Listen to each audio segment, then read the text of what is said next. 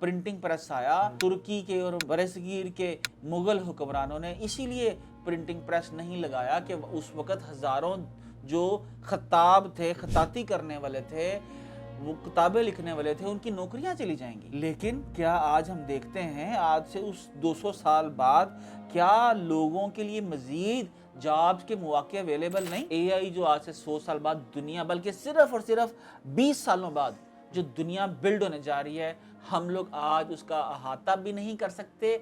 लेकिन मेरा ये मानना ये है कि इतनी ज़्यादा जॉब्स मार्केट में अवेलेबल होंगी, इतनी ज़्यादा नई जॉब्स होंगी कि हमारे पास जो उन चीज़ों को सीखता जाएगा जिनकी आने वाली दुनिया में ज़रूरत है, तो उसके पास जो पैसा है उसकी बहुतायत होती जाएगी।